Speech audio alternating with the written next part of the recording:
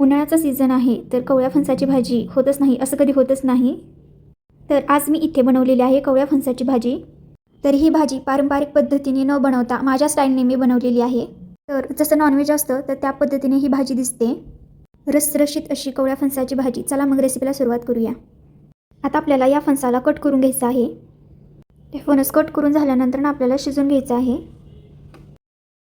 हे फणस चिरून झाल्यानंतर ना स्वच्छ पाण्याने धुवून घ्यायचं आहे.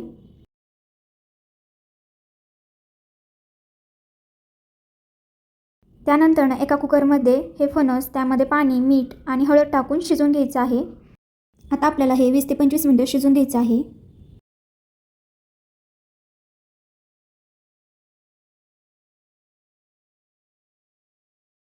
फणस आपलं शिजलेलं आहे. आता याचे असे तुकडे करून घ्यायचे आहेत. सर्व फणस असंच तुकडे तुकडे करून घ्यायचं आहे आपल्याला. आता आपण फोडणी देऊन घेऊया. कढई गरम झालेली आहे. त्यामध्ये 2 चमचे तेल. तेल गरम झाल्यानंतर यामध्ये जिरे मोहरी टाकणार आहोत. जिरे मोहरी छानपैकी तडतडली की त्यामध्ये बारीक चिरलेला कांदा 2 ते 3 मिनिटं परतून घ्यायचा आहे. आता यामध्ये टोमॅटो टाकून हे शिजवून घ्यायचं आहे आपल्याला. कांदा टोमॅटो आपला शिजलेला आहे. आता यामध्ये आपण मसाले घालून घेऊयात.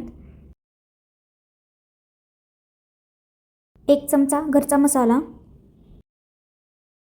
1 चमचा रेड चिली पावडर, अर्धा चमचा धने पावडर, अर्धा चमचा गरम मसाला. हे सर्व मसाले मिक्स करून घेऊया. हा मसाला छानपैकी भाजला गेल्यानंतर आपण जे शिजवून ठेवलेले फणस आहे ते ह्याच्यामध्ये ॲड करणार आहोत. आता हे सर्व आपल्याला पुन्हा एकदा मिक्स करायचं आहे जेणेकरून मसाला सर्वत्र लागेल. आता यामध्ये आपण पाणी ॲड करणार आहोत. आता आपल्याला वरून थोडीशी कस्तुरी मेथी टाकायची आहे. वरून थोडीशी बारीक चिरलेली कोथिंबीर टाकून एक 10 ते 15 मिनिटं आपण मंद आचेवर ही भाजी शिजवून घेणार आहोत. तयार आहे आपली कवळ्या फणसाची भाजी. तुम्हाला ही रेसिपी कशी वाटली नक्की कमेंट करून सांगा. चला भेटूया नेक्स्ट व्हिडिओमध्ये. Thank you for watching. बाय.